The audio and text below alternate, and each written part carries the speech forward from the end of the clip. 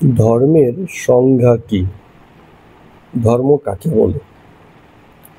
একটু গুগল করো, কত রকম উত্তর পেয়ে যাবে। ধর্ম মানে বিশ্বাস, কিছু লোকের বিশ্বাস, এবং সেই হিসেবে সেই বিশ্বাসের উপর ভিত্তি করে কিছু আচরণ, কিছু নিয়ম, কিছু রীতি, কিছু প্রার্থনার উপায়, কিছু সংস্কৃতি দাঁড়িয়ে গেছে। এসব নিয়ে ধর্ম। কেউ কেউ আবার এমন বলে যে এমন কোনো অলৌকিক সত্তা যাকে ঈশ্বর বলে ডাকা হয়, তেমন কোনো অলৌকিক সত্তার ব্যাপারে এক সামষ্টিক বিশ্বাস, এসব থেকে রচিত যে মূল্যবোধ, যে কথা, যত আলোচনা, এইসবকে বলে ধর্ম। এগুলো সাধারণ কিছু ব্যাপার থাকে যা একটা বিলিফ সিস্টেম বা একটা বিশ্বাসের জায়গা তৈরি করে, কিন্তু যখন বলা হচ্ছে ধর্ম, তখন ওটাকে ওটার আক্ষরিক নামের থেকেই শুরু করা উচিত। কিভাবে সেটা? ধর্ম কার ধর্ম? এটা কি কোনো বস্তুর ধর্ম, কোনো প্রাণের ধর্ম, কোনো জীবের ধর্ম, মানুষের ধর্ম?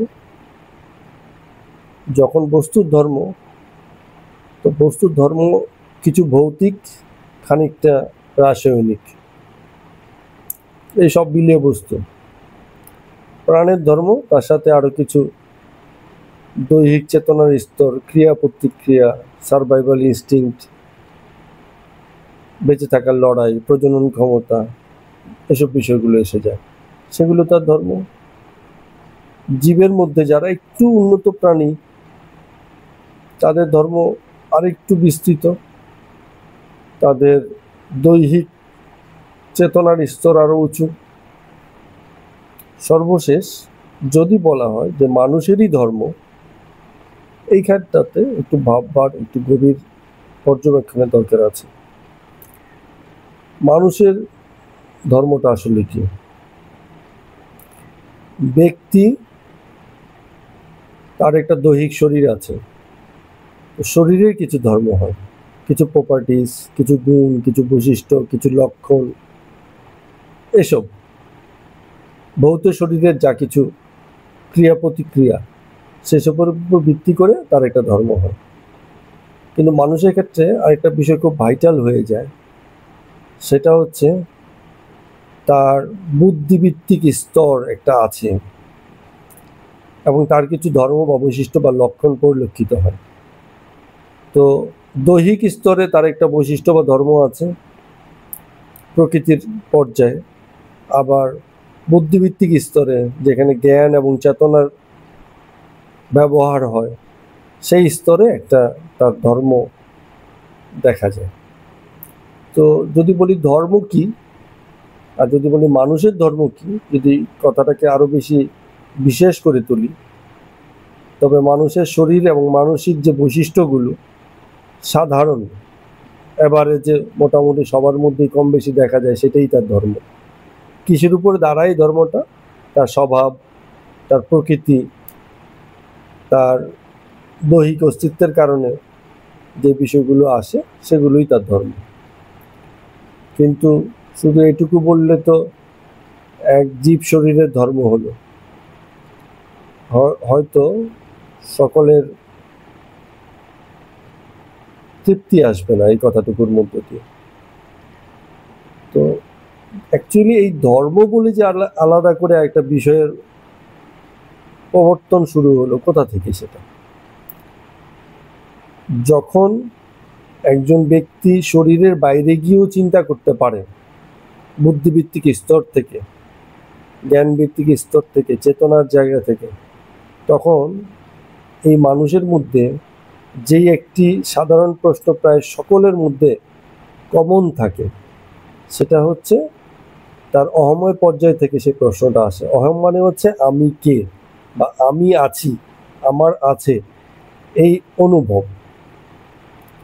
তো সবার আগে যে প্রশ্নটা আসে, মানুষের ধর্মের ক্ষেত্রে সেটা হচ্ছে আমি কে, এই জিজ্ঞাসা। মানুষের ধর্ম হচ্ছে তাহলে আমি কে, এই জিজ্ঞাসা, এটা হচ্ছে মানুষের ধর্ম। এই প্রশ্নটাই মানুষের ধর্ম। এরপরে সে জানতে চায় যে আমি কোথা থেকে এলাম আর আমি কোথায় এসেছি। সে যেখানে এসেছে সেটা তার জগৎ। তো তারপরে যে প্রশ্নটা সে করে সেটা হচ্ছে জগৎ কি, এবং তারপরে যে প্রশ্নটা তার কাছে আসে, এই প্রশ্ন আসাটাই তার ধর্ম, এবং সে এই প্রশ্ন করার মধ্য দিয়ে নিজের অস্তিত্বের একটা যুৎসই উত্তর চায়। এটা এক প্রকারের খোঁজ। এই খোঁজেরই অংশ হচ্ছে ঈশ্বরের খোঁজ। তো তার পরবর্তী প্রশ্ন আছে ঈশ্বর কে, ঈশ্বর কেমন। তাহলে তিনটে বিষয় খুব তত্ত্বীয়ভাবে মানুষের মধ্যে আসে। এক, আমি কে, আমি তত্ত্বটা সে জানতে চায়। দুই, জগৎ কি, জগৎ তত্ত্বটা সে জানতে চায়। ঈশ্বর কে বা কেমন, ঈশ্বর তত্ত্বটা সে জানতে চায়। তত্ত্ব এই অর্থে যে এই সংক্রান্ত যত ভাবনা, উপলব্ধি, জ্ঞান যা কিছু আছে।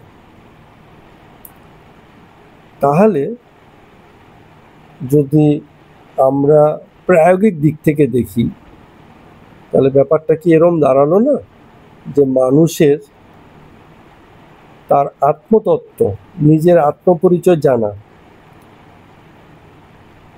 নিজের জগৎ সম্পর্কে জানা, ঈশ্বর সম্পর্কে জানা, এই জানতে গিয়ে তার যে জ্ঞান সমষ্টি আছে, যে জ্ঞান সমষ্টি তার এই জানাকে পরিপুষ্ট করে, এবং সেই হিসেবে সে তার জীবন পরিচালনা করতে পারে। এই জানাটার উপর ভিত্তি করে তার জীবন বিবর্তিত হয়। এই জানাটার উপর ভিত্তি করে তার জীবন সামনের দিকে এগোয়, জীবনটা সে যাপন করতে পারে। তো যেই জ্ঞান ব্যক্তির আত্মতত্ত্ব, জগৎ তত্ত্ব, ঈশ্বর তত্ত্ব সম্পর্কে তথ্য দেয়, এবং সেই হিসাবে ব্যক্তি জীবন পরিচালনা করে, তার কর্তব্য অকর্তব্য নির্ধারণ করে, উচিত অনুচিত ঠিক করে, সেই জ্ঞানটাকেই বলা হয় ধর্ম। এই ধর্ম সার্বজনীন ধর্ম।